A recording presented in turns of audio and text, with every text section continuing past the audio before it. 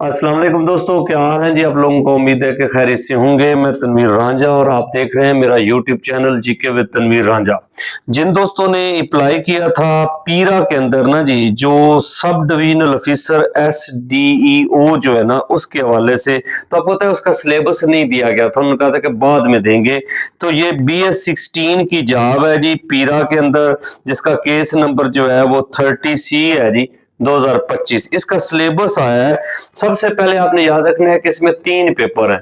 एक paper general knowledge का है, एक लॉज का है और एक डिस्क्रिप्टिव आएगा। तो पहला पेपर जो है उसका सिलेबस आप देखिएगा तो उसमें पाकिस्तान अफेयर है।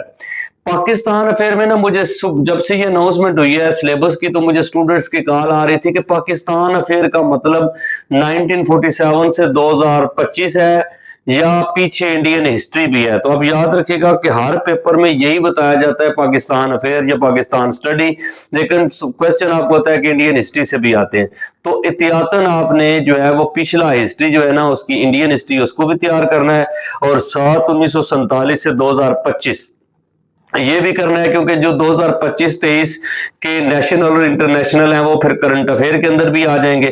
तो यानी आपकी करंट अफेयर की तैयारी जो है वो 2025-24 का जो जो इश्यूज वगैरह हैं वो नेशनल होंगे तो इंटरनेशनल करंट अफेयर होगा, और अगर नेशनल होंगे तो वो नेशनल करंट अफेयर। फिर इसमें जियोग्राफी आ जाती है जी। तो जियोग्राफी का आपने ध्यान में रखिएगा कि इसमें पूरी दुनिया की geographical features, rivers, mountain rangers, desert, straits, gulf, ports, वो सारी चीजें आएंगी। और उसमें पाकिस्तान जियोग्राफिकल फीचर्स जो हैं वो ज्यादा डीपली आपको तैयार करने पड़ेंगे जी। फिर एवड साइंस है, मैथ है, उर्दू, इस्लामिक स्टडी है जी। यानी कि जिन लोगों की मुस्लिम स्टूडेंट जो है उनके लिए इस्लामिक स्टडी है, और जो नॉन मुस्लिम स्टूडेंट है उनके लिए जनरल नॉलेज होगा जी। यानी कि बेसिक जनरल नॉलेज या एथिक्स वगैरह के सवाल आते हैं जी। फिर इंफॉर्मेशन टेक्नोलॉजी यानी कंप्यूटर वाला जो पोर्शन है ना, उसमें मतलब है इंफॉर्मेशन टेक्नोलॉजी, और स्पेशली उसमें AI का, आर्टिफिशियल इंटेलिजेंस वगैरह जो है इसका यूज, वो चीजें आ जाएंगी। और कंप्यूटर के रेलिवेंट है करंट अफेयर और इंग्लिश। ये पेपर आपने याद रखिएगा कि ये पेपर आता है जनरल नॉलेज का। उसके साथ एक पेपर है डिस्क्रिप्टिव, जिसमें इंग्लिश ऐसे वगैरह है। ये बेसिकली पेपर जो है ना ये दूसरा है, लेकिन ये अटेम्प्ट होगा आखिर में, यानी सबसे बाद में ये अटेम्प्ट होगा। यानी डिस्क्रिप्टिव जो है दूसरे नंबर वाला पेपर आखिर में, और तीसरे नंबर वाला पेपर जो है ना उसको आप देखिएगा, उसमें जर्नल लीगल अंडरस्टैंडिंग है, यानी कॉन्स्टिट्यूशन ऑफ पाकिस्तान, उसके हवाले से लीगल मैक्सिम्स हैं, statute interpretation, basic procedural fairness और राइट्स वगैरह, यानी फंडामेंटल राइट्स वगैरह की चीजें आ जाएंगी। क्रिमिनल एंड प्रोसीजरल लॉ आ जाएंगे जी। आपको पता है CRPC के कुछ चीजें जो है इसमें अरेस्ट का तरीकाकार है, सर्च है, ट्रायल है, अपील है, वो आ जाएगी जी CRPC। और पाकिस्तान पिनल कोड में क्रिमिनल लायबिलिटीज जो है और पब्लिक ऑफेंसेस हैं, अबेटमेंट है, यानी इंक्रोचमेंट का जो पूरा पोर्शन है ना पाकिस्तान पिनल कोड में, वो आएगा। और CRPC में उसका तरीकाकार के अगर कोई बंदा इंक्रोचमेंट कर रहा है, क्योंकि आपको पता है ना पब्लिक जो है ये बेसिकली जो पीरा है ये पंजाब इन्फोर्समेंट रेगुलेटरी अथॉरिटी है। जो आपको पता है ना कि घरों के या सड़कों के ऊपर लोगों ने कब्जा किया हुआ था, उसको पहले गवर्नमेंट ने खत्म किया है। और क्योंकि पहले भी होता था कि वो खत्म तो कर देते थे, लेकिन दोबारा लोग जो है वो इंक्रोचमेंट कर लेते थे।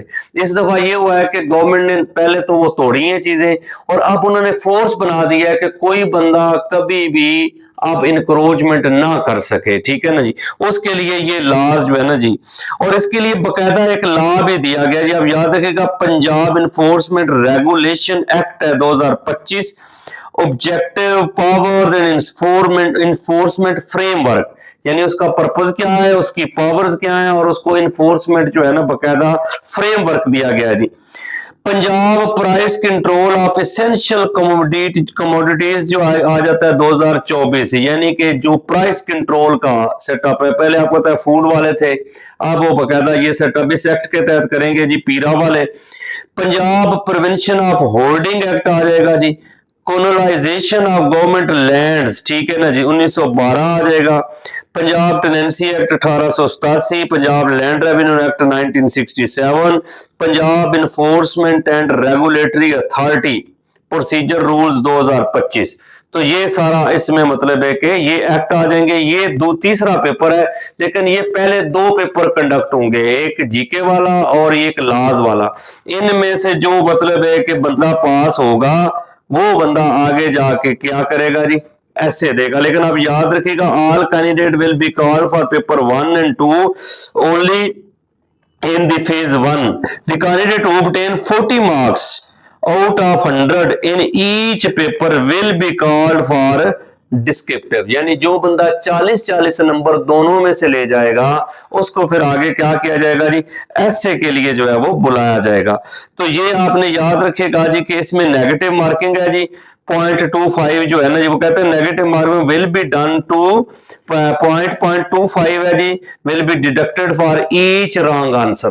तो अब याद रखिएगा कि ये सिलेबस है जी, और इस सिलेबस के तहत चीजें जो है ना वो होंगी। जो दोस्त मतलब है जिन्होंने अप्लाई किया हुआ है या जो अभी 25 तक कर सकते हैं, उन दोस्तों के लिए है कि अपना सोच समझ के अप्लाई कीजिएगा, प्रॉपरली तैयारी करके ही पेपर पास होगा।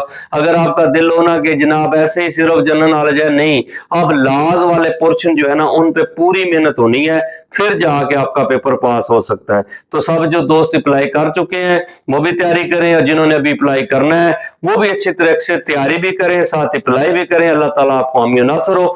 जिन दोस्तों ने प्रॉपर तैयारी करनी है, क्योंकि हमारा सेशन जो है वो स्टार्ट हो चुका है। हफ्ते वाले दिन सेमिनार था पीरा के हवाले से और क्लासेस का आगाज हो चुका है। वो दोस्त जो है वो नीचे के नंबर के ऊपर जो है वो राब्ता कर सकते हैं। इंशाल्लाह हम 110% तैयारी करवाएंगे। अल्लाह ताला खैर करेगा। Thank you.